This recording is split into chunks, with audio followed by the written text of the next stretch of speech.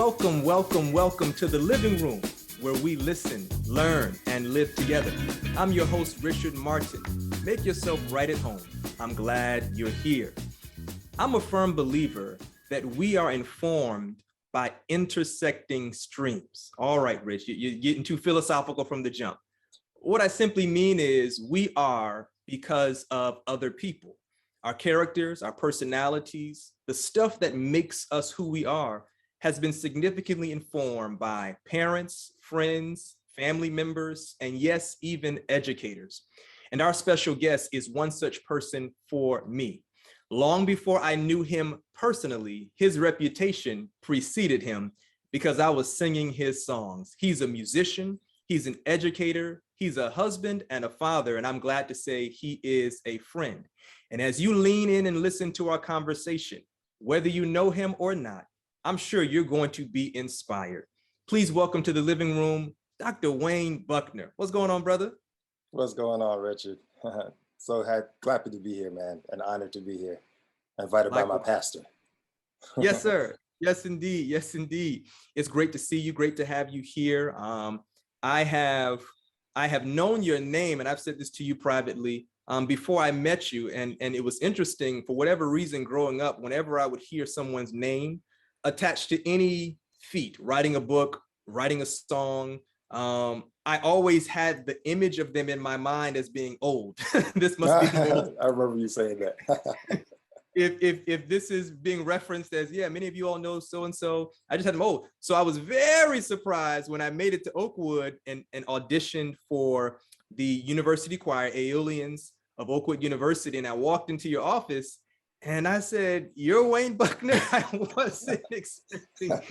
I wasn't expecting to see a young guy, with all of these different accolades already attached to his name. And, since then, it's just become a testament to how God has not only blessed your life, but also how the Lord really is no respecter of persons, regardless of age or season in life. I give gifts and talents to people, and if they're willing to use them in my service, I will often carry them and their works further than they know. You don't know that there is a teenager in Pennsylvania, singing songs or hearing your name. And I'm grateful that has not been the distance between us since then. I'm grateful that I've come to know you, come to know your family. We've had many meaningful memories made together in ministry, really across the world. And that for me is very special. A lot of people who will be listening, who are listening, I should say, and watching, know you, and they might know you in a certain category. That is as a musician, and even maybe more narrow than that. Some people, oh, Wayne, who plays the piano, right? But you're so much more than that. And this might be a somewhat odd question to begin, but if you had to summarize and capture it in your own words, who is Wayne Bucknor? More than just the gentleman who plays the piano very well.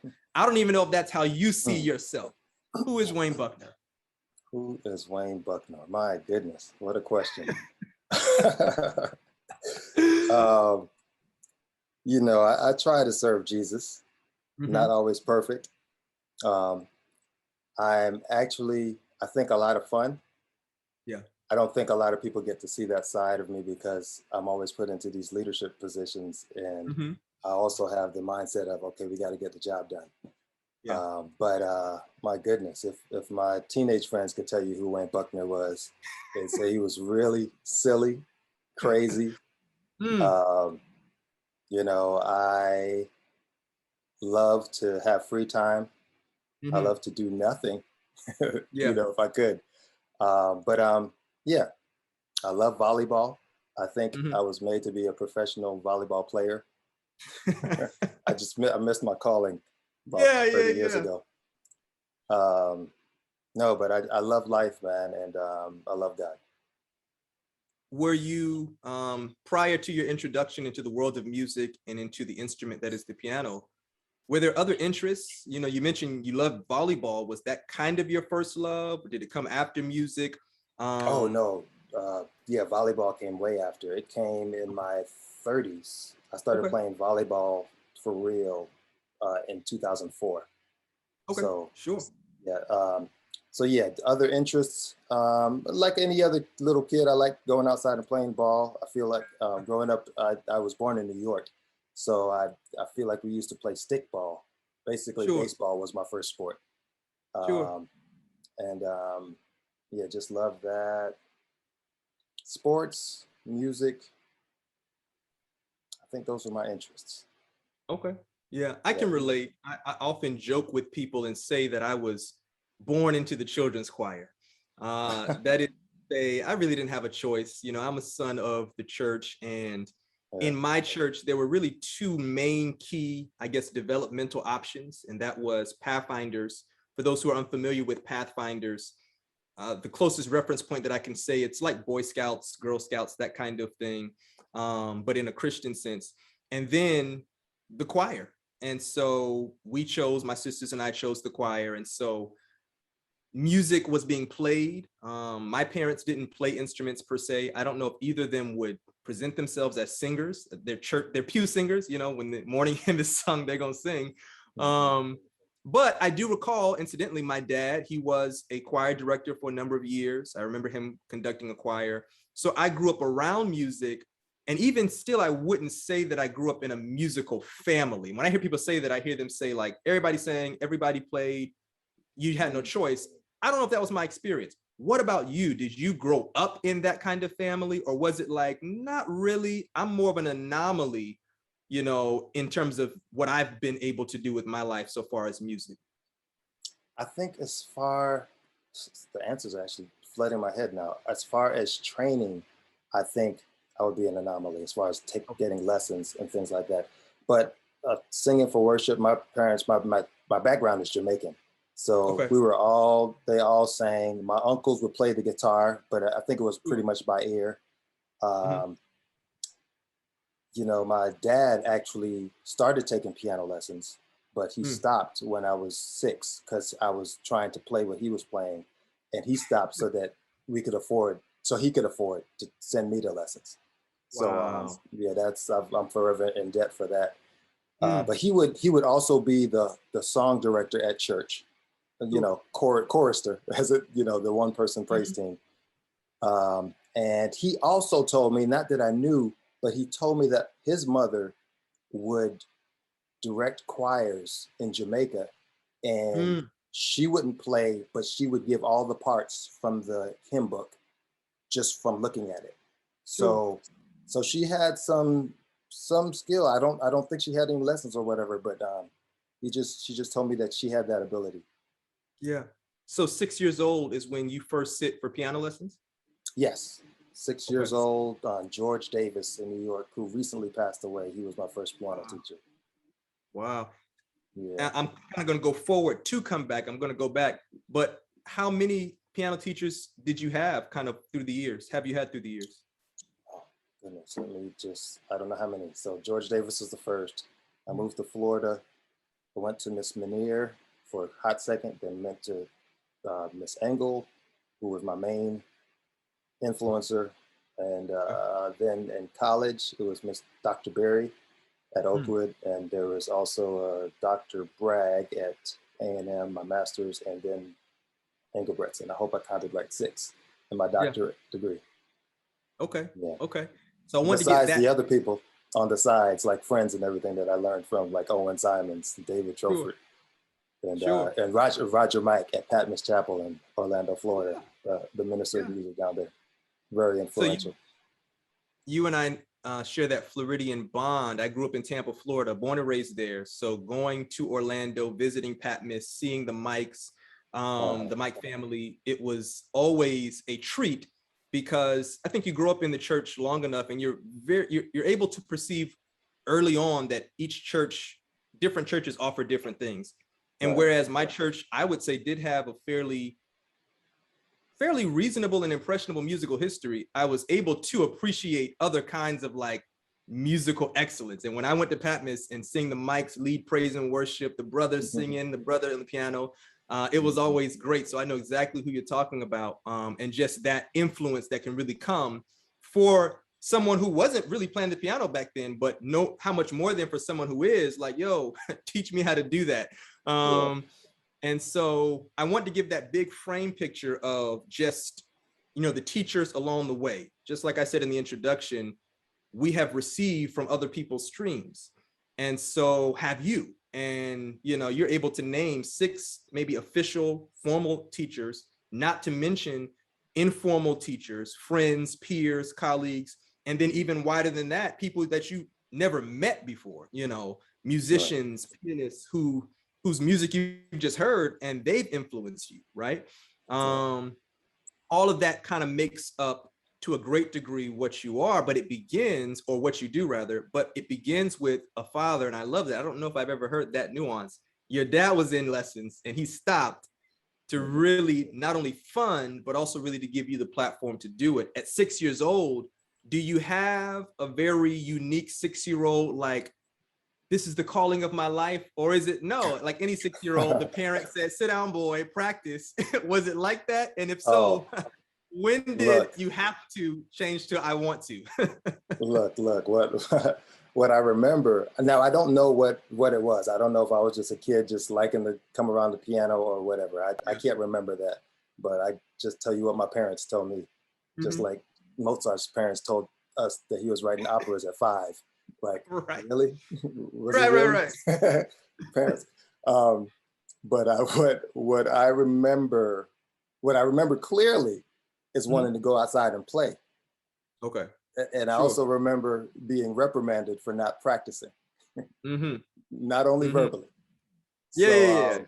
So yeah, I like every other kid, I think normal kids, that practicing is not fun, but I used to joke, or I joked with my father in later years, and I said that I used to think my name was, when you came into the door, Wayne, did you practice today?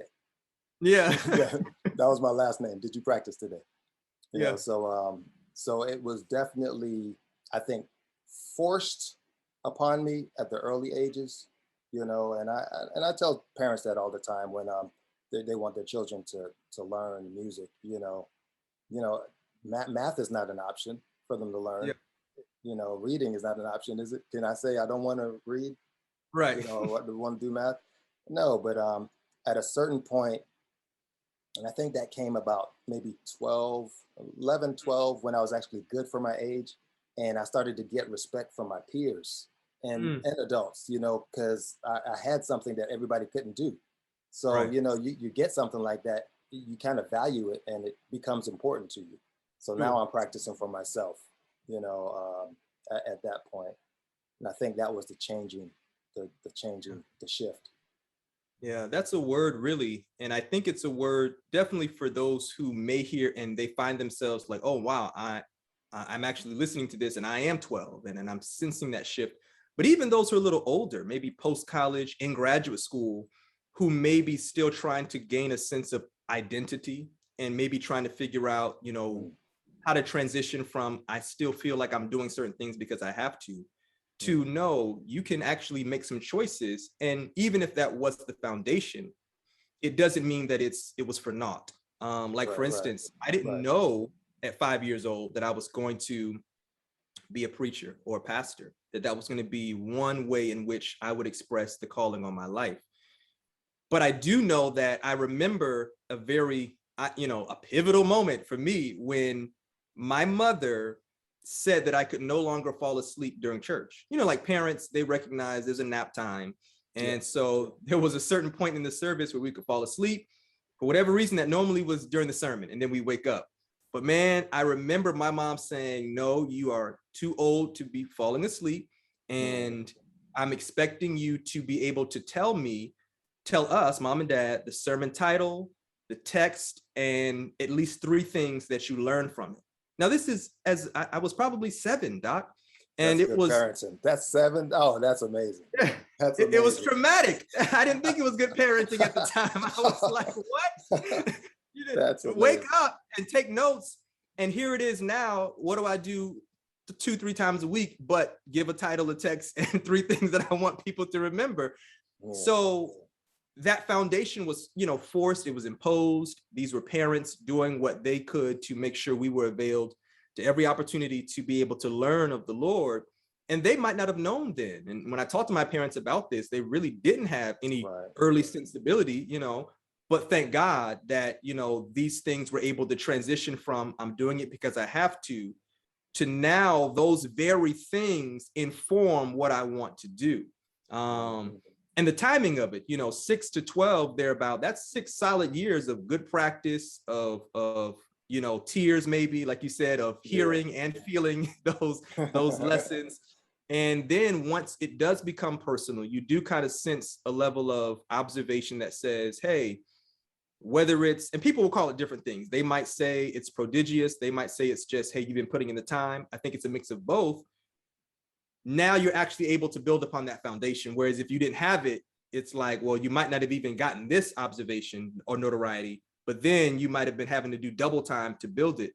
You mentioned one of your teachers' names who kind of was really instrumental in maybe trajectory. You know, all of them helped to build layers, right? Maybe it was just, hey, while we were in New York, it was this person, and then we moved, so it was another person.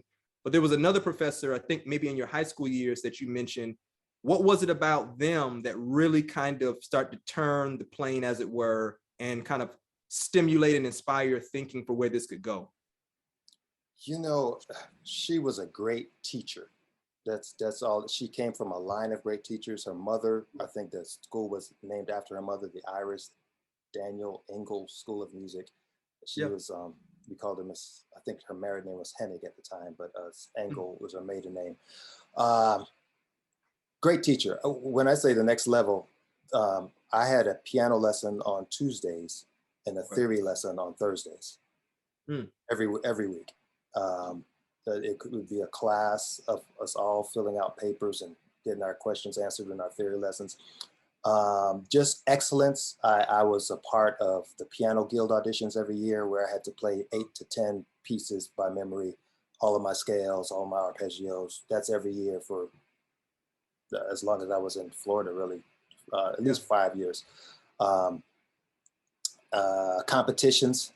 I remember it was crazy. I went back to this church just, you know, this COVID year throws me off. I think it was a couple of years ago. And I was in Orlando with the Aeolians, and I walked into the church, and when I smelled the church, I got scared. And I was like, there is something about this place. I don't really remember it. And I went and walked. I didn't even realize my school was just a block or so away from this church. And this church, it was First United Methodist. And this was where I had this crazy competition to play. I think I had to play the Cacciatorian Toccata. And it was just, the place was just brought back those memories. And the memories of my because I don't think I won. I know I didn't win, but I would always be beat by an Asian person. So my friends at the time would call my pursuits on a competition the Oriental Expedition. Right. You know, because you know, it was just a joke. Crazy. Yeah. But where was I? So just everything that school did was amazing. One thing that was pivotal to me was me always liking the Moonlight Sonata, very popular sonata, Beethoven. Everybody plays it. You know, the first movement is not really that difficult. You know, C sharp minor, but it's not too difficult. Just a very, very, almost like a pop song of the classical period. So I asked her if I could play it. Usually the students don't get to pick what they play. And she's like, oh, sure, you can play it, but you have to learn the whole thing. Whoa. So I wish I could play. I should have been by my piano. But so the first movement is just do, do, do, do, do, but the third movement is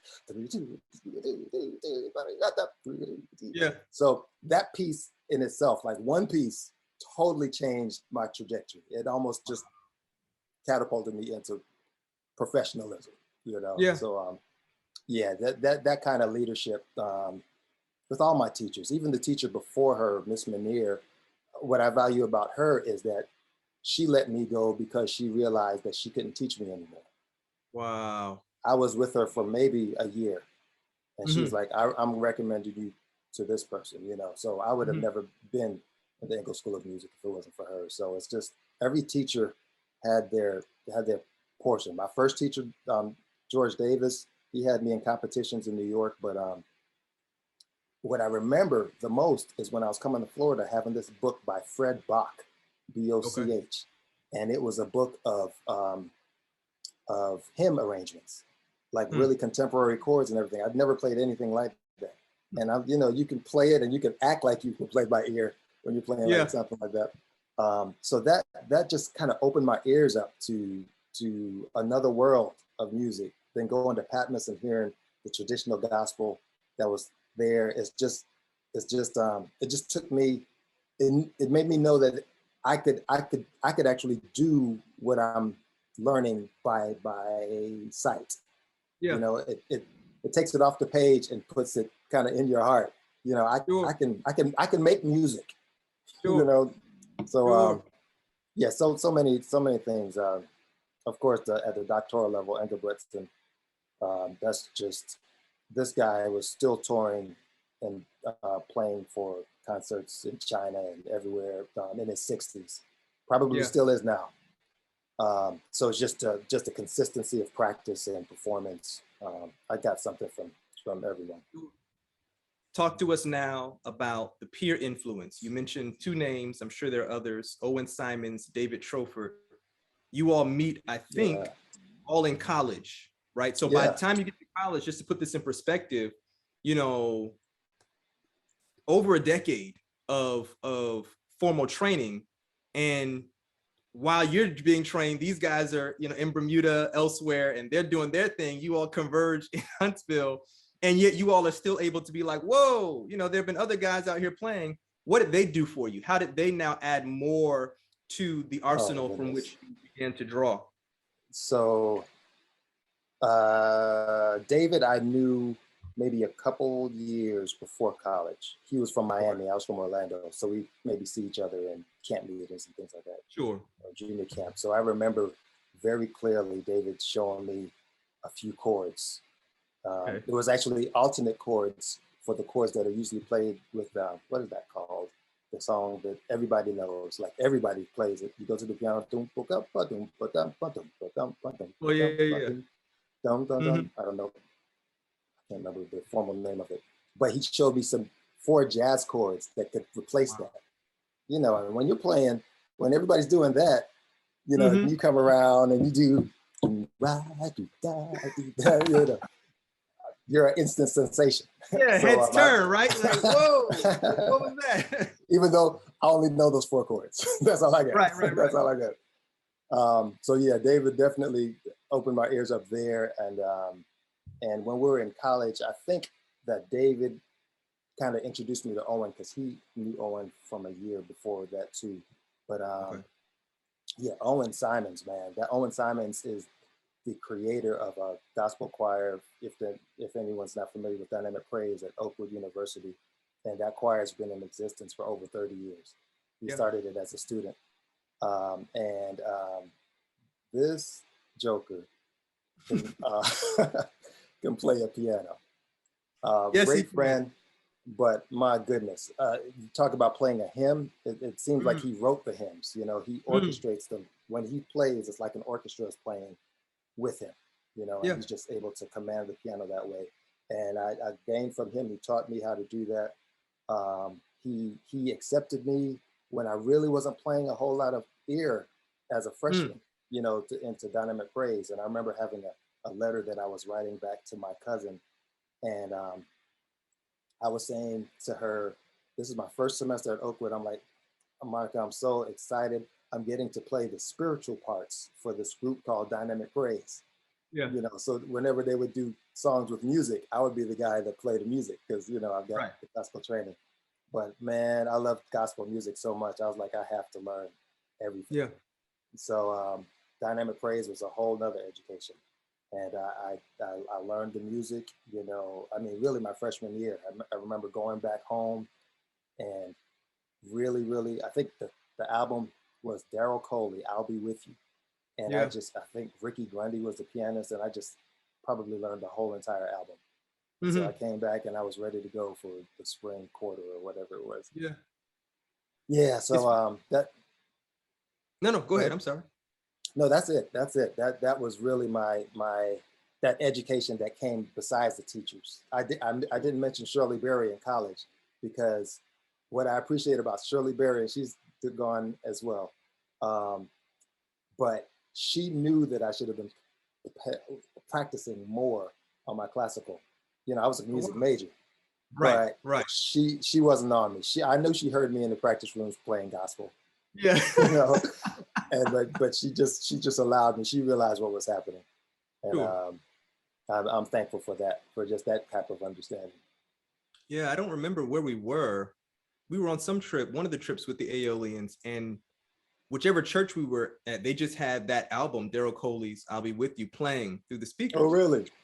Yeah, it was a very transient moment. And you said, Richard, I learned gospel from this.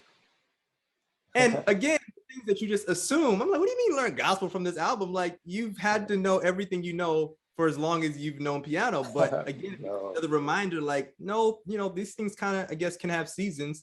Now, this might be kind of late to ask this question, but I'll ask it anyway, because I want your thoughts on it. There are those who kind of say that the best foundation for the piano is classical, that it would even help you when you learn other genres, jazz, gospel, we can go out.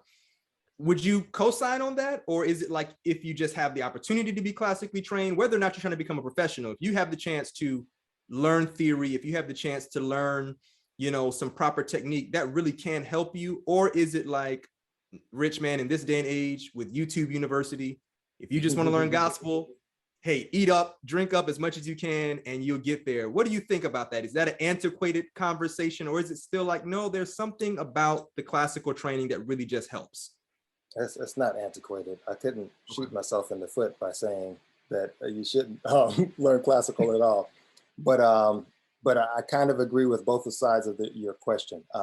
Classical is a great foundation. There's a methodology there, you know, so it's kind of easy to follow a certain step, you know, learning your notes, and then it allows you to speak the language with the world, you know, because this is the world that we're living, right? So everybody knows what a C looks like. Everybody knows what an A looks like, you know, on the piano or on the staff. So I can't dissuade you. But look, I had other friends, even college roommates. I'll say his name, Harold Watson. Okay. That and he's up in the Maryland area, I think, or maybe he's Detroit right now, I think. But this dude, he could play a scale or anything, just play circles around him, just because of his practice technique. Now he may not have had 10 years of classical training, but he just practiced right, you know, or when I say practice right, his fingering that he would use for some of the stuff was so unorthodox. I'm just like, how could you play that legato? You know, but I'm saying, you know, it's almost like somebody that shoots like this, you know, on a basketball court. You know, you don't shoot like this. But if that shot goes in every time, yo, keep that form. Keep that form. So no, I think there's a very easy route with the classical training, you know, but at the same time, people that are absolutely self-motivated and can just guide themselves, you know, look, learn music, learn what you want to learn, and keep at it. Every genre of music deserves its respect. You know, as much as I love jazz and I love gospel, classical, I love it all, but I can't say that I'm an expert at all of that, because I would need to spend the same amount of time in each one of those genres that I have in classical or gospel or you know, even jazz is what I love, but I haven't spent as much time as I'd like to with that. Right. And it's respectable. You've got to know the language of jazz. So yeah, classical it's definitely the main route. Yeah. You know, it's not the only way. Like you said, YouTube universities, my goodness. I wish I had all day to just sit online and learn.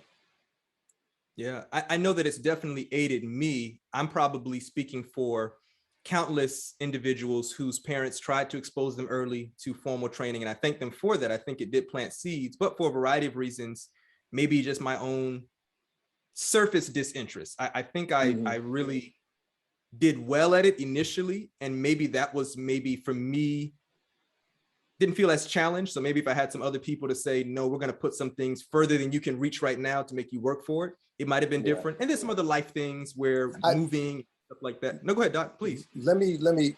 So with what you're saying, I think not the fallacy, but the error in the teaching of classical music is keeping it at just rote, or no, not keeping it at just sight reading. For the longest, I mean, we just read these notes, and I think I said it earlier, but I wish that I had a teacher that told me I can write this. Wow. I could actually be the composer of this. You know, I was just regurgitating what somebody else did. So for years, there was such a disconnect. And I mean, there's still a disconnect.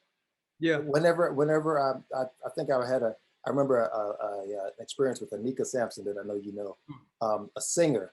And I would play for her for recitals and things like that. And we were sitting at a concert together, and we were hearing this beautiful song. And I was like, this is amazing. I was just enjoying it so much. And she looked at me and she's like, Wayne, you played this for my senior recital. I'm like, what? Wow, that's deep. Oh, okay. Yeah, but when I'm reading, it's like it's in and out. Yeah. You know, but if we could have teachers to teach by ear and teach writing, you know, right along with the learning the notes, you know, that makes a whole nother musician. Yeah. You know, and I think I got that too late in life. Well, at some point, that does begin to come out. You know, you're starting to write music. You're starting to arrange, whether it's just piano pieces without lyrics to them, just you're grabbing onto all that's been put into you, and you are, even I would dare say, probably some of it by virtue of, you know, schooling. I think like Thank You Medley, you know, it comes to be in part because I have this as a part of my academic journey. But I want to ask just kind of a couple questions about two songs that have been so meaningful for me. And we could really ask about other songs that you have written, and I'm going to touch on it in a little bit. But let's talk about now inspiration, right? We've talked academic, formal training, streams of influence for the technique and for the machinery that comes with, the mechanics that come with playing that which is the piano. Now we have, at some point in your journey, songs that are being written, and now songs that are being sung. Do you recall what the inspiration or the occasions were that produce Great and Marvelous? And we'll put links to these songs in the comments so you can go and listen if you don't know what these songs are. And God Restores. Where do these come from? And do me this favor, because I don't necessarily recall for Great and Marvelous. When in your journey do these come? Okay, Great and Marvelous. Wow. I hope I'm telling the truth. But the beginnings of Great and Marvelous are a little fuzzy to me. And that was definitely based on Revelation 15. Yes. 55. Okay, thank you. So I think it's between seeing that in the Bible and actually reading Great Controversy by Ellen White, where she's kind of talking about some of these end time things and God coming back. And so so reading it in the scripture, and as I saw, it was a sea of glass mingled with fire, and they sing the song of Moses and the servant of God and the Lamb saying. And so when I read that, I'm just like, this is the song that we're going to sing at the end of time. Yeah. Like, has nobody tried to just do an arrangement of this song? So that's what I think the beginnings are, as at least inspiration. Sure. So from that, and I should have prepared better and just been around a piano, but there are just so many, there's so many elements of that song that, you know, when I write, I have tools, you know, and one tool is just emulation. It's copying. There are things all throughout that song, Great and Marvelous. And what I was trying to do actually in that song was to have a classical and a gospel kind of mix. Like kind of, I think initially it was supposed to be really, really great and marvelous, you know, really, Right. really. But then all of those responses were in gospel, just kind of showing that everybody's going to be there on the sea of Yes, sir. glass. You know, Yes, sir. but besides that, um, there was a play that came to town in Huntsville that Kevin Bond was the musical director for. Kevin Mhm. Bond, absolutely crazy musician for Yeah. years, musician for the Hawkins, uh, Yep. uh, Yolanda Adams. He's a producer, so he's produced a million albums. Just great, great. So, oh my goodness, I love the drama that he would create with his background music during the play. I mean, it's like music is so powerful. You know, you just play some chords and you want to cry just because of the chords, you know. Yeah. So that's what I would, there are so many portions of the song that I actually, what I did was I had my tape recorder inside that play and I Yeah. was recording the music that I liked. So anytime I wanted to just have that feeling, I would just take it, you know. Sure. And yeah, it's a powerful experience. So many testimonies from that song alone. Mm. Um, the Probably one of the greatest is the part that goes on, blessing, honor, glory, power, now and ever shall be. Right. I thought that was so whack. I remember going to choir rehearsal, sitting in choir rehearsal and saying, hey guys, I could come up with nothing else for this Yeah. section right here. So it's just these little block chords, you know, they start singing it and the choir immediately goes into a praise. I'm just like, people are Wow. just like, I'm just like, what? Oh, look, What choir is this? What choir is this is this? Dynamic Praise. This is Okay. Dynamic Praise was the first choir that learned it. Yeah. Mm. And, you know, I mean, the part before that, I spent weeks, yeah, years in the fugue trying to get, you know, folk like Bach is just so incredible. I don't know how they could put, yeah, that's the For All Yeah. Nations part.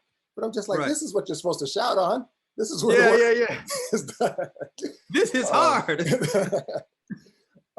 but no, God just, he's all throughout my life, man. He's just showed me that, that all of it comes from him.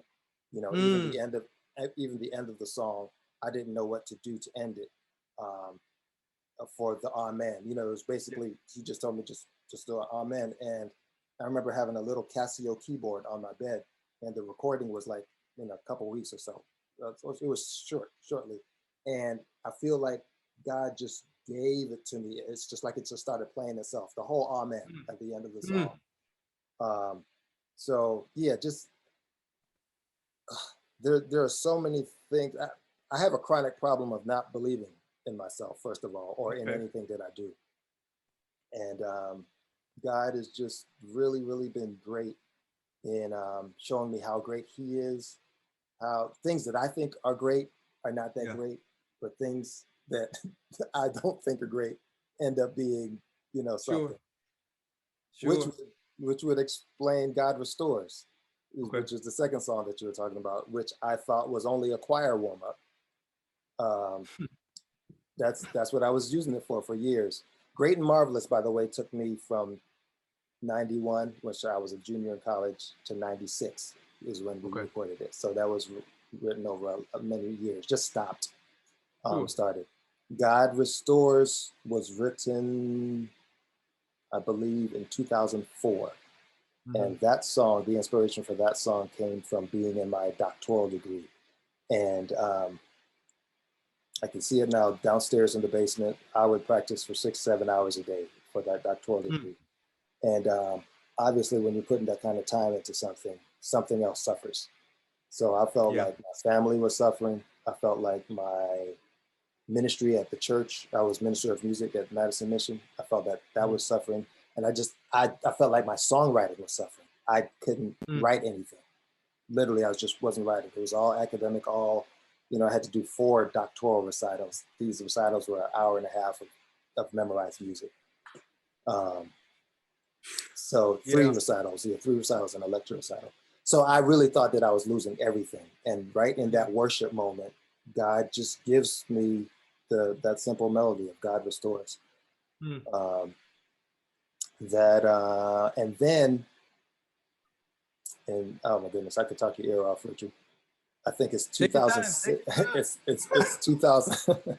So now it's 2006, and I have this little choir warm up. God restores, God restores. That's all I got. God restores, God restores. That's it. You know, and Owen Simons, who I referred to earlier, invites me to Bermuda, his home, to, I think they were having a choir concert. But I think at the time it had recently started, or maybe they were just looking for a song for their church restoration. Yeah. And, you know, he picks me up from the airport. And I'm like, Owen, I haven't been writing, man. I don't even think I have the ability to write anymore. You know, all I might have is this little choir warm up that actually has restores in it called God Restores. And I start singing it to him in the car. And Owen starts either singing like the B section, da da da da da da, Yeah. or something. You know, she's like, I could hear it going that way or something. And then they have to stop to go to a grocery store. I think Marvin was in the car too, Marvin Pitcher. And it's crazy. By the time they came out of the store, I had the whole song finished. Yeah. And we taught it Friday night in at a choir rehearsal. And oh my goodness, it's again something that I didn't think highly of. You know, I submitted to Darwin Hobbs, and he sends me back an email with I don't know Darwin Hobbs. You know, Justin Davis I think told me he was looking for songs, and I sent it in the recording of Dynamic Praise, and his email to me is in all caps, like, brother, just know that I'm saving this for my recording. And me and my wife Tracy are in tears right now, and so he recorded it, and it's been a blessing to a lot of people, man. Even in Spain, they translated it and have it in a hymn book over there, and it's more personally speaking. So when we did the recording, and my years might be messed up, 06 or 07 for Dynamic Praise, Andre Denham, the drummer for Dynamic Praise, asked me to do an introduction to the piece, a piano introduction. I literally forgot until the day of the recording that I was supposed to do some deep introduction. So I remember going back to my house and kind of being in the dark. And I told you where it came from, but at this point, I was having such family trouble in my extended family. My parents were on the brink of divorce. And so, you know, when you hear the introduction, it almost sounds like a storm. And that was the storm that was going on in my family's life, you know, and that storm comes out, and hopefully, you know, you hear brightness, which is God restoring. I've told the story many times, or several times. I don't speak about it too publicly, but my prayer was always to restore my parents, you know, so that we get back together. And God is God, you know. I mean, just literally, we try to put him in this box of, this is the right way for everything to work out, but God is God. And both of my parents remarried, and the happiness that I've seen in both of my parents, you know, with a remarriage, restoring them, you know, apart from each other, is mind blowing, you know. So I talk about God, you know, we have a plan, you know, but God has another plan, you know, maybe greater. So restoration can take many forms. You know? Mercy, God, mercy. Just two comments before we move, because like you, I could say so much, but I do remember when I was talking to you a bit years ago about Great and Marvelous, you said something, and this is one of my life maxims that I hold with me, man. You said, Richard, the beginning of that song was inspiration, and the rest was perspiration. Now, not to discredit or discount God's covering of inspiration through the whole process, right? But you were saying something similar to what you've shared, right? You know, the early sentiments are kind of placed in me 91-ish, and it's years, right? You could have easily given up on the whole thing, right? but the work that goes into it. And you're talking at that time to a teenage college student. I don't know, I might have been in my early 20s, but that lesson was like, everyone kind of likes the feeling of inspiration. I think there's a felt reality to it, and it's a rush. But like many feelings, you know, they can kind of fade, or they can be at least intermittent, right? And if we only wait for that to come, you know, sometimes we won't ever get it done. And then with God Restores, I do remember being a part of, I was in Hawthorne, Florida at the campground when I think Dynamic Praise had recently released the album Where God Restores is on. And they were like, yeah, there was a live concert, and Wayne Bucknor had written this song, and boy, it just stopped. I was like, I'd never heard the song before, not knowing that years would come where I would be able to sing it at Pine Forge, sing it at Oakwood. And for me, what really is, at least maybe in the Christian community, a hallmark of a song, like when your song is like a go-to for appeals, that's when you know, like, wow, the falling in love with Jesus is, the pass me not, oh gentle saviors. You know, there's a collection of songs that this is the moment. And I think God Restores is one of those, because it's a message that is universal, that everybody, no matter what your it is, has something that they're saying, can it be restored? You know, will it be restored? And the message that is so profound, but yet, even as you mentioned, you know, just have these simple things. Sometimes that's all we need, is God can restore. He restores my mind, my soul. With his healing hand, I'm made whole. He makes my, like, the language, I'm telling you, Doc, I've heard people quote the lyrics alone and just tears come down their eyes, you know, not even sing it, you know. I'm a living testimony. And so, speaking of testimony, a couple of years ago, we were talking at Oakwood, and you were like, Richard, I think that this is confirming. I was sharing with you something in writing, and you were like, man, I think this might be confirming for something I've been feeling God say do. And that ended up being a song a day. Talk to us about, why'd you do that, and what did you learn from that journey? For an entire year. I should say that, a song a day for a year, for those who aren't familiar with that.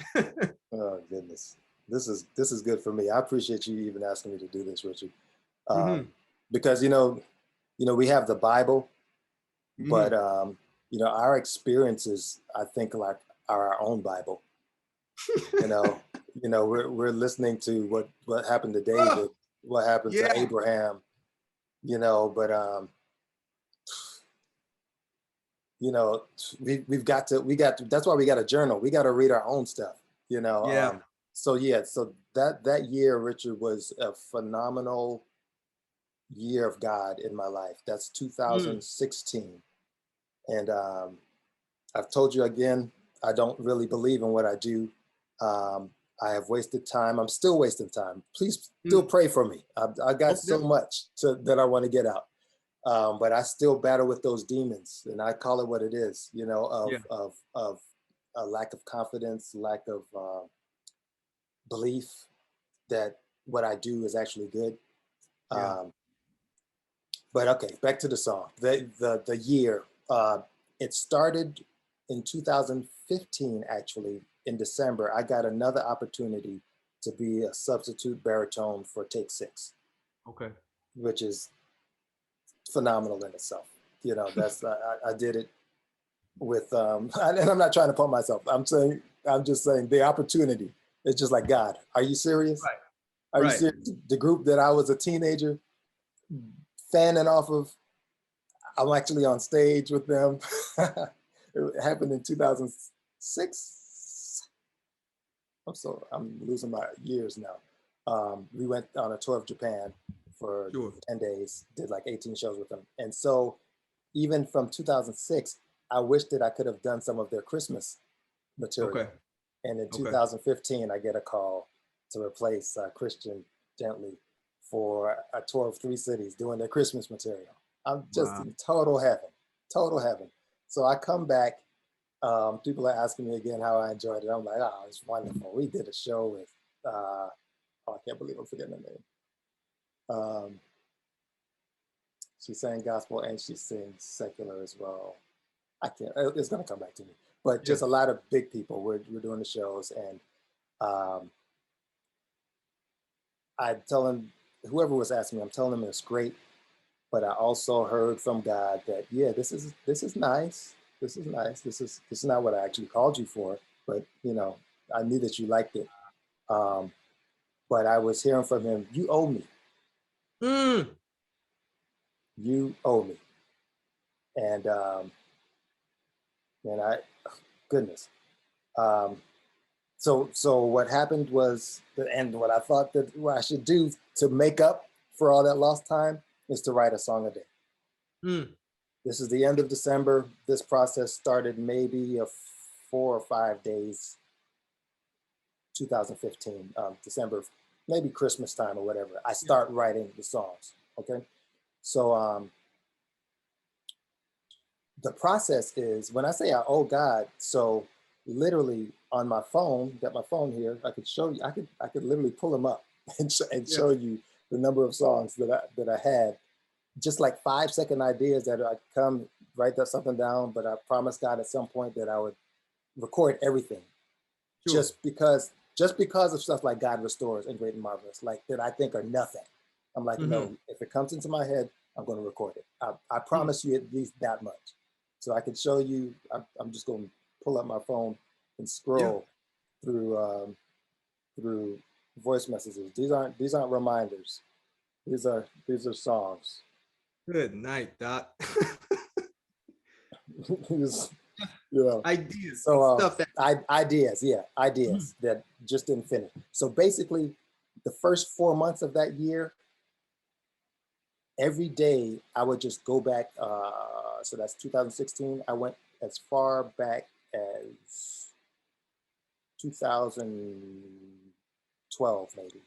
And I would look at an idea and I'd force myself to finish it. You know, so for the first 3 or 4 months of 2016, all of those songs were just old ideas that I finished, you know, and then like the next 8 months, it was just like God had to give me a new song every day. But by that time, I was dreaming songs. I mean, if I read something, I was ready to write a song about it. It was so automatic. It was almost easy. I think I ended up writing 374 songs. I got behind, like, you know, summertime happens, things happen, so I couldn't stick to it, but I'd always try to make up for the song if I missed a day. But I got behind, and it was November. So much to this testimony here. It was November, and I went to Detroit for the funeral of Kim Logan's husband.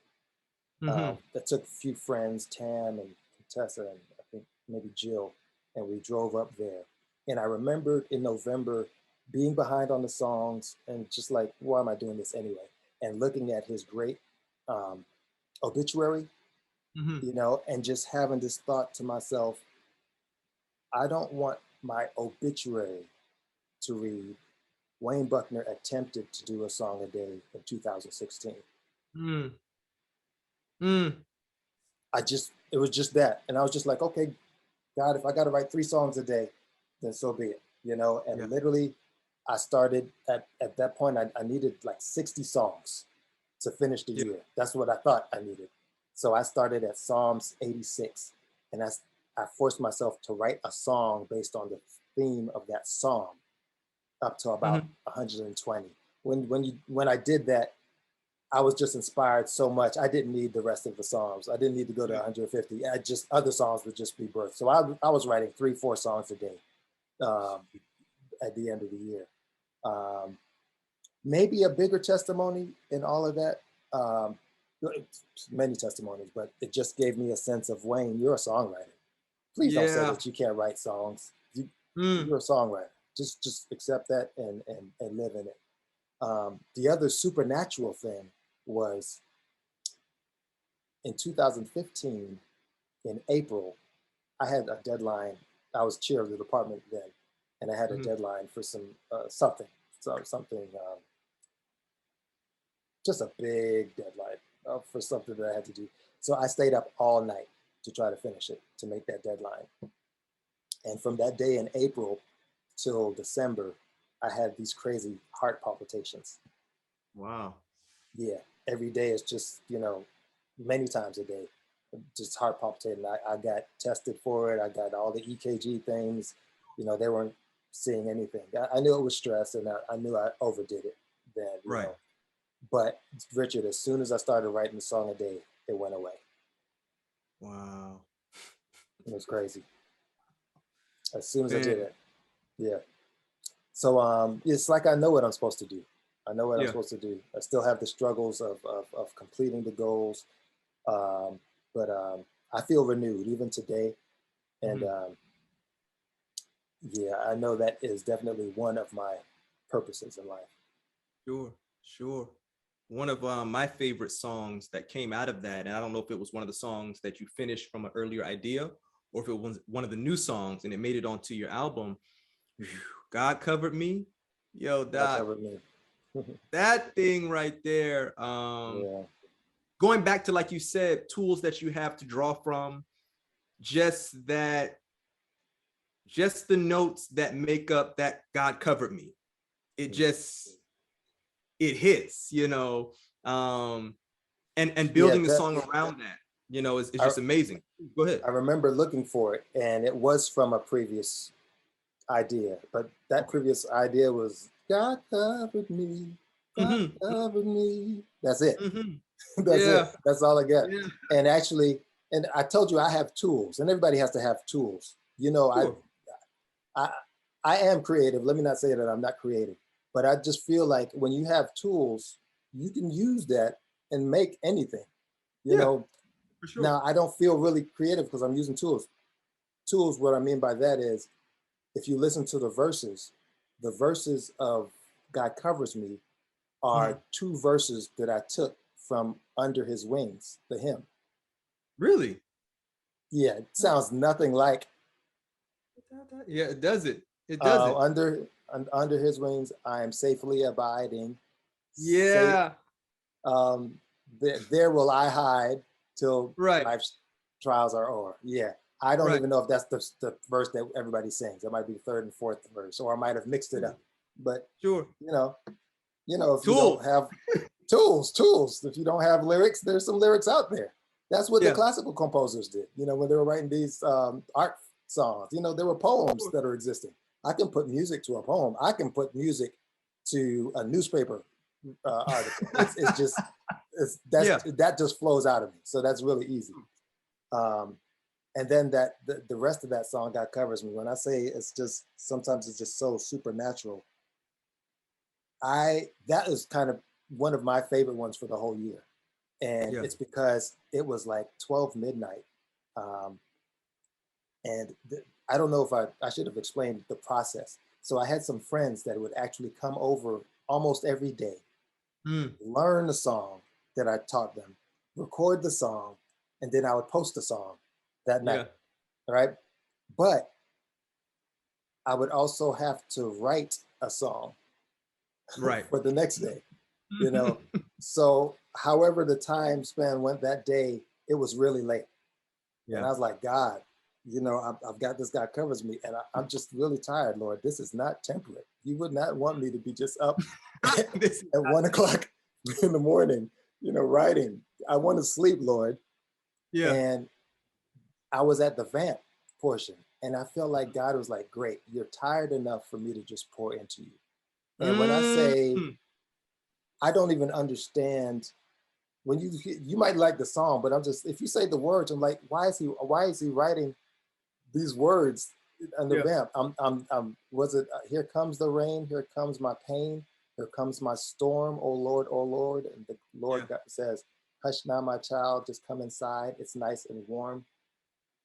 I can't remember the lyrics. Is it Hold On? Hold on, maybe, yeah. What is it? Help me out, Richard. Enemy comes. Thank you. Enemy comes like a flood. Now this one, I'm drowning in a sea of blood. Like what? Right. I don't feel safe. It's like a horror movie. I don't feel safe. And I can't remember the next words, but I'm just saying that how the words came and those chords, Yeah. Those aren't chords that I usually play. It's almost Sure. like, where did this come from, God? And he's just downloading. It was like another great and marvelous experience. Right. He's just downloading that vamp. I was tired and it's just playing itself. So Mm-hmm. yeah, one of my greatest experiences of that year was that song and how Yeah. it came about.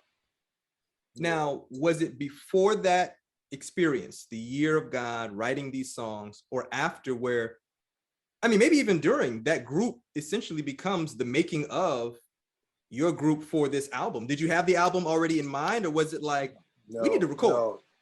no. It was literally, so on social media, I would post these songs. And really the reason why I posted songs is so that I'd be accountable to do it. Sure. Sure.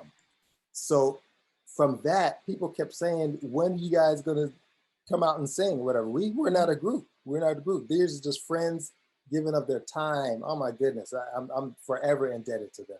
You know, Tamara Bodie, Rachel Carr, Corinne Mitchell, Brian Cordell, even Camille Warren sang 3 or 4 songs. There are a couple songs that I haven't even posted, and you know, Camille passed away. Yeah. Yeah, and yeah, just giving up their time, man. I mean, that's crazy. That's crazy sacrifice and crazy love to Not do that. Jeremy. I keep wanting to say Jeremy. Oh, Justin Jordan. I'm forgetting Justin. people. Yeah, Justin Jordan. Dre Labordi would come out and help with the drums. Ryan. Who'd you say? Ryan Parker, short soprano. Ryan Parker. He used to have locks, gray hair, gray fro. Brian Cordell. Brian Cordell. You said Brian, and then your children a time or two, right? My children, my wife, anybody that I could get a hold of. I mean, there were guest appearances. Benji, Duran, anybody that came to town. Christian Jobson did one. Right. Yeah, it was an amazing year, man, and you could just see that it was therapy for me. It was absolute therapy. You know, healed my heart. And I'm just trying to, like, the songs keep coming now, Richard. I have another slew of 5-second ideas on my phone, but I'm just like, I've got to produce these songs now. I don't have time to write anymore. But I just wrote one Sabbath, and yeah, so it's exciting. It's I know it's what God wants me to do. I just need everybody to pray for me. Most definitely. So I can get the right team, the right workflow, and get these things out. I realize it. I'll give you one last testimony. This is how bad I am, Richard. After all this success, you know, or even hearing back from people during that year, Richard, all kind of people. I had a church online. There were people that were telling me about the losing a loved one, you know, and how this song ministered to them, how they had to go through a surgery, and this is just what we need. I need, and just so much. It was so therapeutic for me, and I was ministering to people out there. But I had a recent experience. This is how much God has to continue to encourage me. This is specifically Good Friday. I'm in Atlanta, taking my daughter to her volleyball national. She's on a national team, national 16. And so this was the biggest competition, Big South, in the Southern region. They're literally like, we're at the Georgia Convention Center. There are, I would estimate, 400 to 450 nets set up. Good night. Nets. For the 3 to 4 teams that are playing at each net. Right. It's crazy. It's crazy. Let me see how short I can make this. So we're there. Atlanta's traffic is crazy. A 20-minute drive turns into an hour and 20 minutes.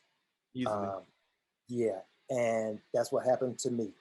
I had a terrible day that day because this loan that I was asking for, a refinance, which it was just seemed like easy, you know, with my company that I'm have my house with, you know, and it was supposed to be closed a few days before. So I'm just calling the people just to be like, what's going on?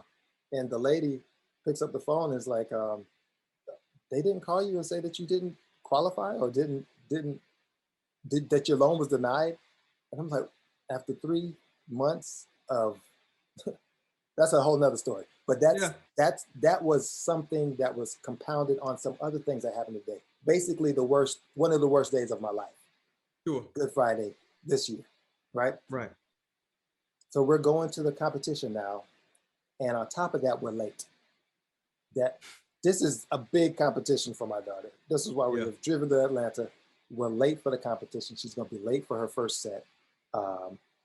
We couldn't even find how to get in there. I just had to jump out the car with her and run for 20 minutes to get into the competition. It's that kind of day, Richard. It's crazy. It's crazy. All that could go wrong has gone wrong. All that could go wrong has gone wrong. I go to the match. I can't even cheer for her. I'm just exhausted, first of all. So she plays her couple matches or whatever. And at this competition, they actually have the coaches of the team to be the down ref. What the team has to ref two other teams that play. So her team is now having to ref. And the coach, I'm not the coach, I'm just a supporting parent. But the coach knows I play and coach volleyball. And for some reason, she asked me if I would be the down ref for this competition. I didn't want to do it. You know how I'm feeling. I gave you the backdrop. So I'm there, and this ref, retired, 60s, 70s, I don't know how old, Caucasian gentleman comes over to me in Atlanta. I live in Huntsville. And he's like, okay, who's the down ref for this match? And I'm like, I am, sir. And he's like, okay, great. I want you to move back and forth on either side when we're calling the blocking side, be on the opposite. He's telling me how to sub people in. I'm like, okay, I know this. I know how to do it, right? You know, I'm saying that in my head, but I finally at some point I'm like, well, yeah, we're good because you know I coach a high school team, used to coach a university team. He's like, oh really? What university? I was like, Oakwood University in Huntsville, Alabama. He stops and looks at me, Richard, with a pale face. This is the one ref at one of those 450 courts. Yeah. And says, young man, that radio station saved my life. Wow. He says, I used to work at Redstone Arsenal in Huntsville. He said, one morning I woke up and I was going to commit suicide. And he said a choir came on the radio singing something. And the lyrics just totally changed my mind.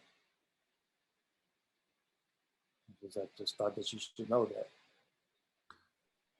And I'm like, what in the world? You know, now, as much as you like my music, Richard, I'm not that famous. My music is played on WOCG or JOU. Yeah. You know, so whatever song this man heard, not saying it was my song, but he's heard my songs, you know, and so I'm like, Lord, it's by any means necessary now. Like if you're saying that my songs can reach people and save lives, you know, then it's not about the money that it takes to get a song out. It's not about anything. It's not about me not believing in myself. It is all about getting this out. Yeah. You know, so yeah, that was mind blowing to me. Richard, how did we hook up? Yeah. The one out of the 400 in Atlanta, literally, that used to work in Huntsville and did not commit suicide because of the music on the radio station that plays my song. Yeah, you really never know. You really never know. Yeah. My church, at the time of this recording, we're in a midweek series called New Growth. And we're going through a book that you'll know of. It's a book called Steps to Christ, a very popular book, at least in our particular community of faith, and by Ellen White. Just 13 chapters, short read, but man, anytime I go through, it's amazing. So this particular chapter that we're going to be rehearsing tomorrow is called The Work and the Life, The Work and the Life. And she says in there that a person, literally, I just read this. I feel like I should get it. Like you said, I should have been prepared. I'm going to pull it up right now because people have to hear this. Oh, man. Anyways, she says that I just feel like I gotta give you guys the right. Pull it up, man. I gotta give you guys the right words. I might be able to pull it up before you. This is the living room, so you know we don't have to be so formal as to not be able to find things. All right, here it is. Work in the life. And this is like the last section. Okay, here it is. Page 83. The humblest and poorest of the disciples of Jesus can be a blessing to others. They may not realize that they are doing any special good, but by their unconscious influence, they may start waves of blessing that will widen and deepen, and the blessed results they may never know until the day of final reward. They do not feel or know that they are doing anything great. They are not required to weary themselves with anxiety about success. They have only to go forward quietly, doing faithfully the work that God's providence assigns, and their life will not be in vain. Their own souls will be growing more and more into the likeness of Christ. They are workers together with God in this life and are thus fitting for the higher work and the unshadowed joy of the life to come. Doc, that's tomorrow's lesson just read today. And that thing, what? Unconscious influence, they may start waves of blessing that will widen and deepen. Yeah, you never know. And you don't have to know. that was such a blessing for me to have that experience, you know, where I knew, where I got a glimpse of what could happen. You know, you never know, man. Every sermon you preach, goodness, my first album, I think I probably told you this experience of being in Antigua. And I'm telling you, my life is a big cycle. I need help. It's constant therapy. Yeah. But I'm in Antigua. We were forced to stay there a week because we were there for a friend's wedding. Glenn, trumpeter, Glenn Phillips, Dr. Glenn Phillips. And we got this rental car for a whole week. Wow. Just living, oh my goodness, going to every one of the 365 beaches that are on the land of Antigua. Amazing. But come time at the end of that week to turn in the rental car, I realized that there's been a cassette in the player this whole trip. And I'm like, why didn't we play this cassette? I look at the cassette in Antigua, and there's a song that I wrote with Joey Kibble. In the middle of a rental car in Antigua. Antigua. That's been there the whole week. Yeah. But I'm saying this, I didn't put it there. This is, we never know. Yeah. Somebody else was listening to it, you know? Yeah. So just keep on doing our little bit, man. And the waves of blessing, she says, huh? Yeah, waves. Isn't that something? And you're talking about read that book again. Yeah, man. It's the last paragraph, the work in the life. At the end of the day, our work in this life is faithfulness to whatever God's providence has assigned. I mean, God's providence is at work. He's attending to you at the piano bench at 6 years old. Before that, up to that moment, God sees all this. You know, he knows that moment you're going to read Revelation 15. He sees Owen Simons, you know, sitting before a piano. And I love talking to him about his story and getting to the piano, because my thing is like, I mean, it's just at any point in time, you all, and by reflection, as we think about our own lives, we could have all said, you know, I'm done with all this. But you just never know, like, what are you cutting off? Like, what are you putting the cap on? The practice, the moments, the schools that you go to. That classic story Owen tells of being in his room, you know, minding his own business, and people come and see that he can play. He don't want to go and showcase that, right? I leave that in Bermuda. It's a new day. And God's like, nah, brother, you can't hide. I got something else in mind. Whatever God's providence assigns. And I think that's a beautiful thing that you never, and I'm grateful that he does give us certain opportunities, like you said, to hear a small glimpse of like, wow, I'm glad that I know somebody, because I think that just shows us, it gives us that reference point to say, now how many more you may never know, right? But just know that there are more. It's one of the reasons why I think I have been so moved when it comes to really thinking about my ministry in more ways than just the immediacy of an event. You know, that it is not confined to this moment any more than any preachers who have influenced me. They might not have known that they were influencing me.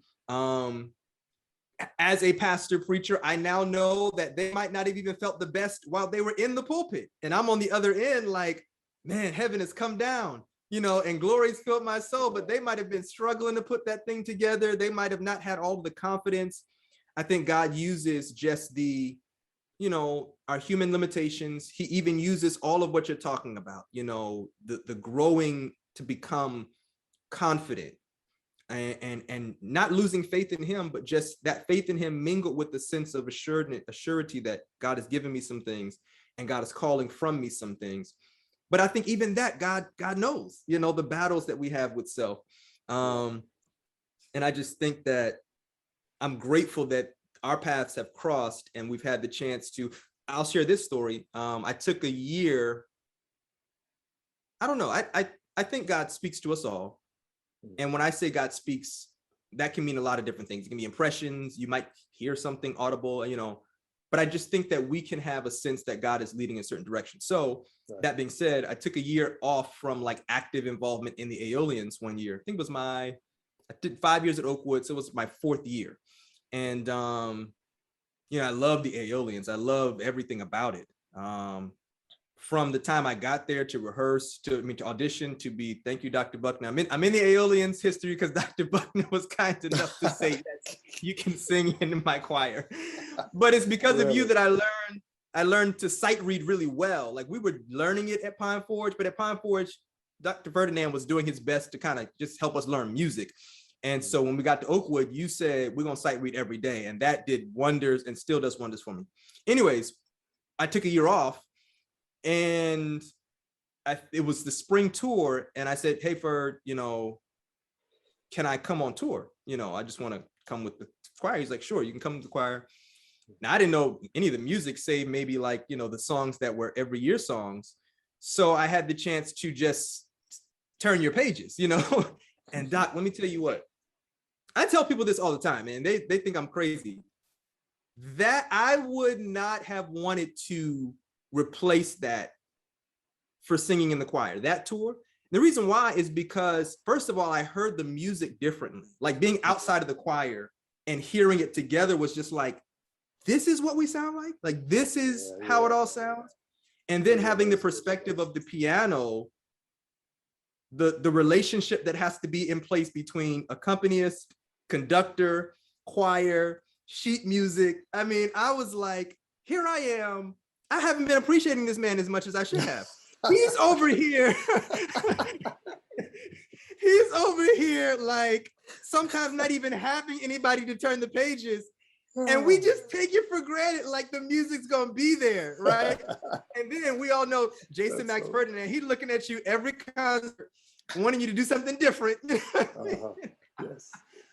And I just a newfound appreciation and respect, but I covet and cherish that memory because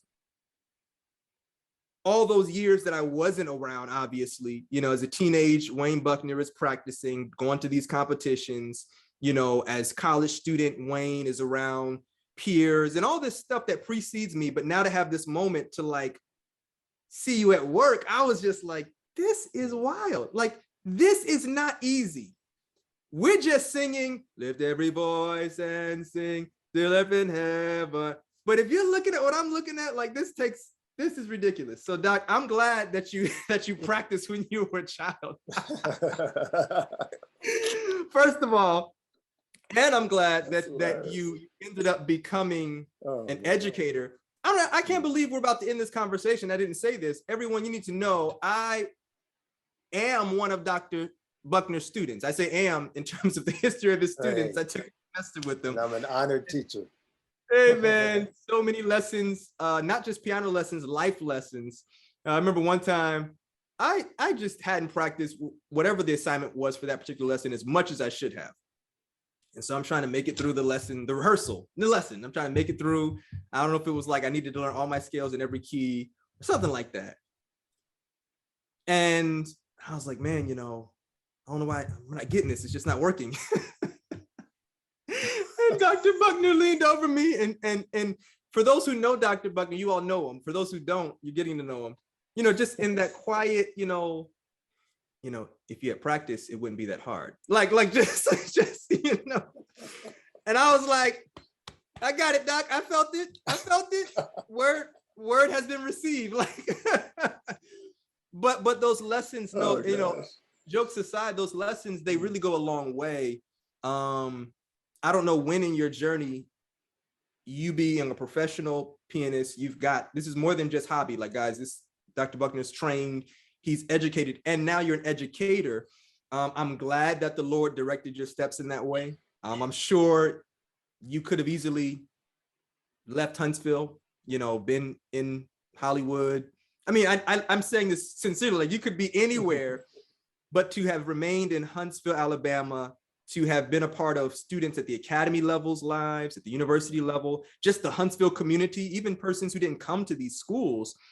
We know you, I know you in a certain category or in certain context, but Huntsville's not just an Adventist city. Like, you're exposed to so many other persons. I just want to cap this conversation off. I must do this because not only do I love you, but I love your family as well. You've had us over for dinner. I mean, I'll never forget, me and Randall, we overslept on that trip in Russia. The first night in Russia, we overslept and totally missed the evening dinner. And somehow you had taken notice that we weren't there. And you brought back pizza for us. Like, these guys got to eat. And I'll never forget that. And we had pizza. I think we all flooded your room and Sister Bucknor's room, and we just talked for like hours.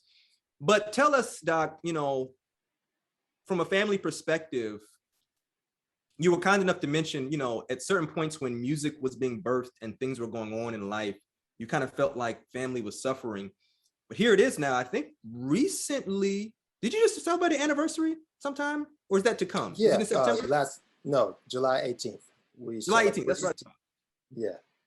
How long? 2 years. 22 years. Yeah. So how, I shared with you before that, the primary audience is 25 to 35 years old. And then, of course, on each side of that, people listen. But in that 10-year age range, a lot of us are, if we're not married, people are very interested in getting married, or they're in some kind of relationships or in situationships, one of the two, one of them. Talk to us about that nurturing, just a relationship and a love that lasts throughout the changing seasons. You're 22 years older than you were, you've got 3 kids. Nobody's perfect. No marriage is perfect. How have you all served to manage to get to 22 years and you're not looking for the exit ramp? Wow. Well, that's a lot to talk about. Like you said, nobody's perfect. Sorry, my voice is going. And I do believe that there are seasons. For the longest time, I'll say this generally, people will discourage marriage and say that marriage is tough, and it's, and for many, many, many years, I really didn't see that. Yeah. And I don't think that you have to see that. Yeah. It's always about every day making the decision to love, putting that person first, and it only gets tough when you decide not to do that. Mercy. Sheesh. It's your choice. You can have 90 years of bliss, or you can make a bad decision and mess up some of those years, and then you've thrown yourself into winter. Yeah. You could have stayed in summer. So I think, generally speaking, that you've got to continue. It's 100% giving on both sides. It's not 50-50. It's like, you give 100. Your spouse is always first, and that 100 type of giving there's no failure in that. It's all good. Relating to my kids, I think that's the same thing. When there was a realization that came out right with the baby, with my first of 3, that my life is over. it really is. It really is. And I tell you that not that you can't make time. It just gets really, really hard. If anything else is going to be accomplished after that, it's difficult. It's wee hours of the morning, early, late, you know. But I realized really, really early that I'm living for you. So it's as simple as that, Richard. And I will tell you, on the other side of now having my third child be a senior in high school, it's rewarding, man. If you sacrifice like my parents sacrificed for me, you know, it's rewarding. You know, I love those kids to death. My daughter is a double major in Spanish and music. All three of my kids play violin. All have been educated in private school. You know, that means that I don't get to get the fancy cars or whatever I want all the time, all the music equipment or the food. But the other side of that is a daughter that encouraged me today when I didn't feel worthy to come on Richard Martin's podcast, you know, and she knows nothing of that, but she just wanted to share with me a scripture from Psalms 118 and how, I don't even know what, this is absolutely recent, like right before our interview. You know, love her to death. Just such an encourager and a spiritual giant. My son is in a sophomore year at SCAD, Savannah College of Art and Design in Performing Arts. This guy would embarrass all of us when he was younger because of his silliness, and now he's the funniest person that I know on earth. Right. Like, he inspires me to be myself. Wow. You know, I would have wanted to change him into being, you know, you can't do that joke. You can't act that silly. You know, now to see who he is, I'm like, thank you, BJ Buck Jr. Yeah. And my daughter Cameryn, the athlete, the scholar, you know, even through COVID, we were following her all over the place with her volleyball team because she's the setter for the team, made her national team, and just giving. She has always been the fireball, the socialite, but I always remember going to like a choir rehearsal at Madison Mission, and they're feeding the people right before a choir rehearsal. But I'm always about, let's get this done. So I'm straight to the instrument, and I'll be on the instrument, and I see these little hands coming up to me, bringing me a plate of food, like clockwork every time, you know. So the biggest heart there is, man, and to just see that now people aren't calling me, they're calling them for weddings. You know, they're asking them for advice. They're pouring into me. You know, that what I'm trying to say is your sacrifice of giving everything is bound to pay off. Wow. The Bible says those folk are quivers, you know, in your arrow. And that's what they are, man. And life is so much more joyful because of them, my wife and my kids. And my wife has been so sacrificing as far as me getting my doctorate and just taking care of everything. And, you know, food, taking care of the children. Didn't work for a while, just homeschooling in their initial years. Just, I couldn't ask for a better wife. She's just wonderful, wonderful. Yeah, I watched you all just from a distance, even, you know, coming up through Oakwood, whether it was just around campus or at church or at your house or whenever. And I think you just begin to grab a little bit from different people. And again, the Lord is so good that he allows you to see what you need to see, you know, to be actually attracted to the idea of marriage, or just have some picture of, in addition to your parents, if that's your story, or in addition to whoever else you reference. But I definitely can say that I got from the two of you all that you all not only got along, but did well together. And you know, some people, like, they learn to do well together, but they don't really get along. Like, we're just doing this kind of by necessity. It's almost like coworkers. Like, we happen to be in the same department, and we just going to, for the sake of the department, get along. But then there are others who, like, we get along, and oh man, it's great that we're in the same department. And just as a young person, I felt that and I saw that. And I also picked up on, again, as kids, as a son, I know like you don't always agree with your parents. And sometimes you think your parents are old and crazy and this is not realistic. But I never got that your kids like, just, man, I don't like my parents. I don't respect them.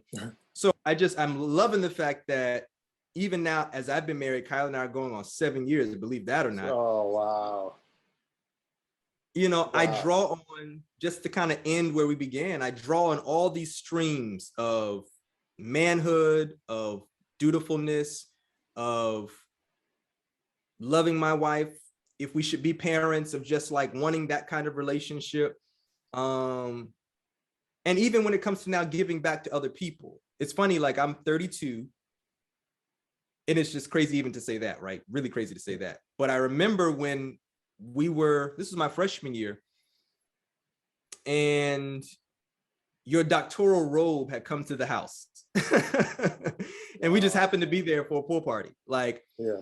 And I just happened to be in the, you know, at that house, there was the main level. When you come in, you go upstairs, you can go downstairs to the studio and, you know, all that stuff. It's your house. You know what I'm talking about. So anyways. Yeah. I'm not there now, so it's good to think back. So we were on the main level and you're like, man, Rich, this is it, Rich, this is it. And I was like, I didn't know what you're talking about. And you begin to like pull out the robe. And I think that might've been like the first, wow. I mean, it literally was like, whoa, you mean like, here's my teacher, he's getting excited about, like, he's still being educated. And Doc, I'm writing chapter 2 of my dissertation right now. And that is still motivation. Like, one of these days, that just will come in the mail and I'm gonna be like, Doc, we here, baby. Yeah. It took a while. So I just love the fact that, again, God has allowed our streams to intersect and cross.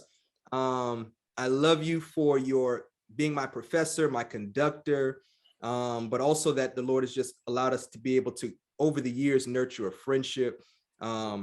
I still look up to you, even from a distance, you know, just watching and gleaning and thinking back over the stories that have been shared and even those that have not. And I'm confident that just so much is still ahead, right? Kyle and I were talking recently, like, I think many people, I won't say all people, but many people want to live a long life. And I do hope that for you, for all of us, if the Lord delays us coming, that we will be able to live long.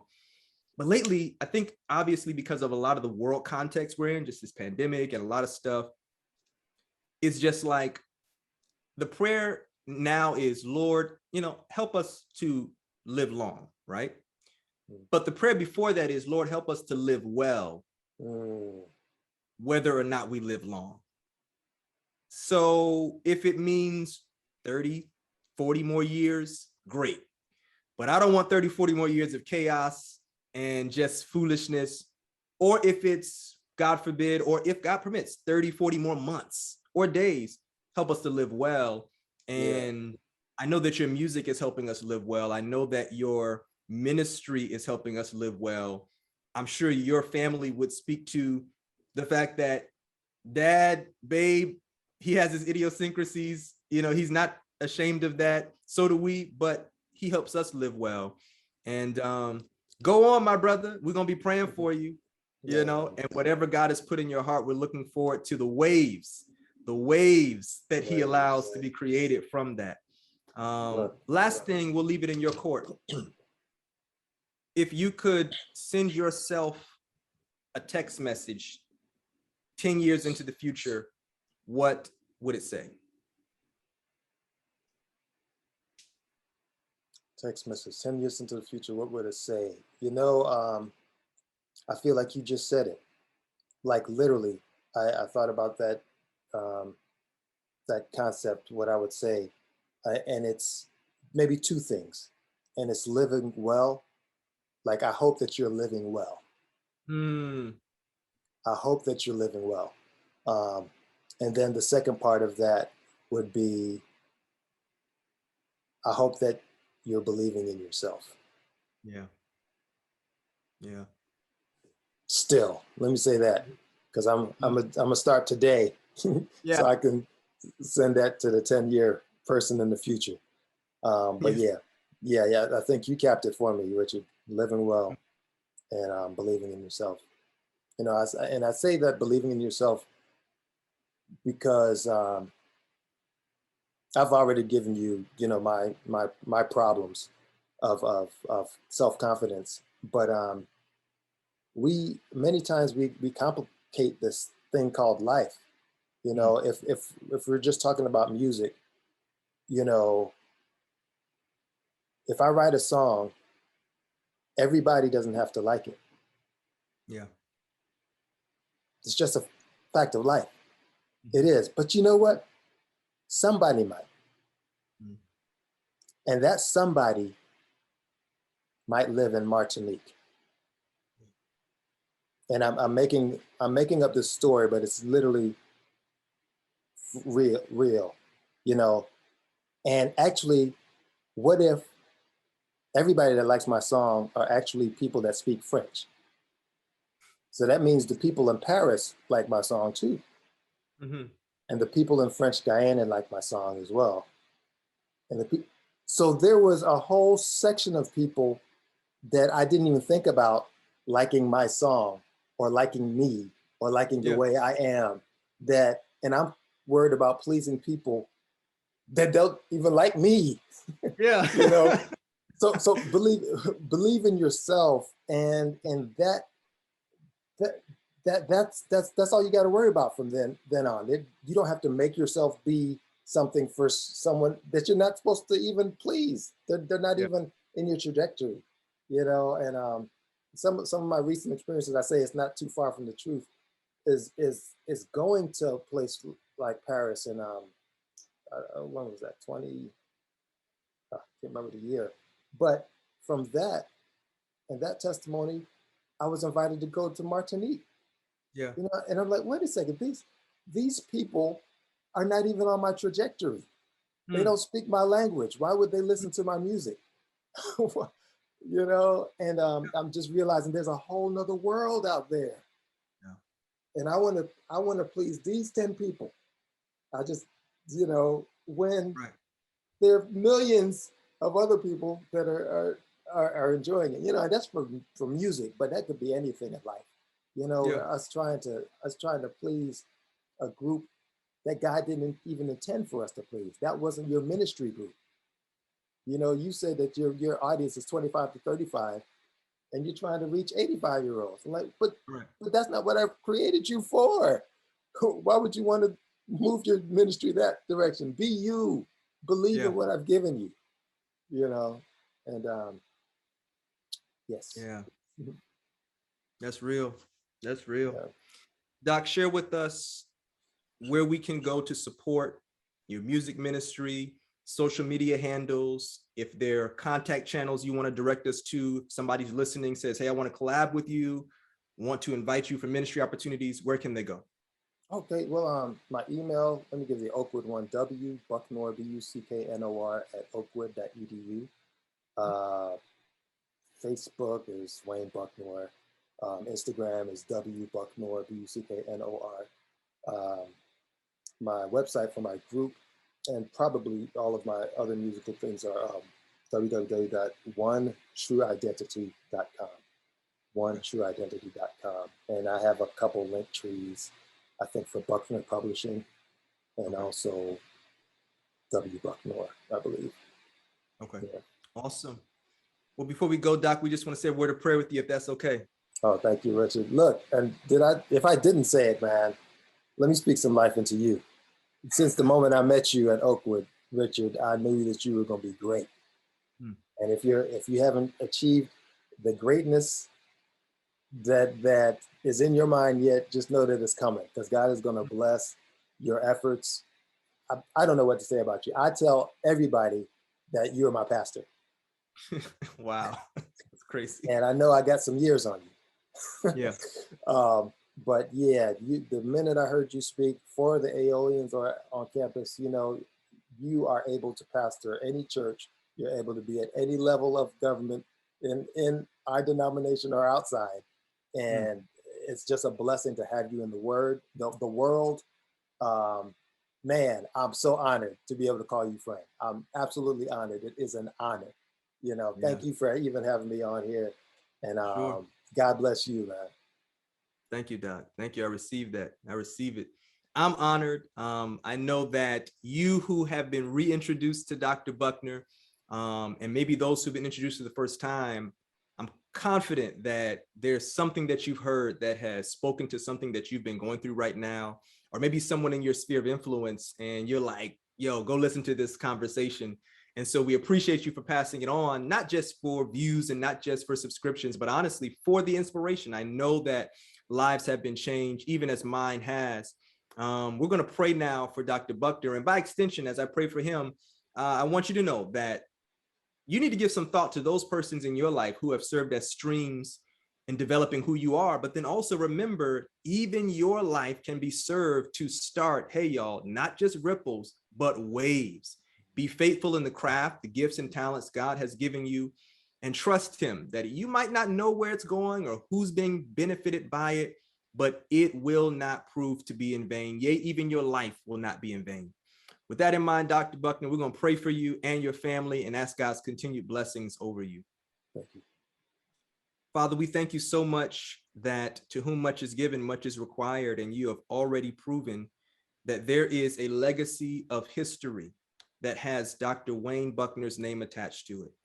We're thankful, Lord, that that is not just out in the streets. It's not just on campus. It's not only from a piano. It's not just in a choir room or even on a volleyball court, but it's even within the sacred space of his home, that he has not, to the best of his ability, sacrificed family for success, acclaim, notoriety, or fame.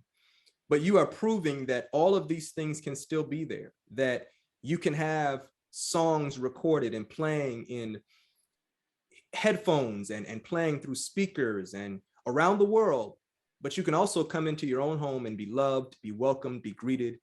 And I thank you for that. I thank you, Lord, that even as Doc has been so willing to be transparent with us in his journey, that we can resonate with the fact that you use us, and while you're using us, you grow us, you mature us.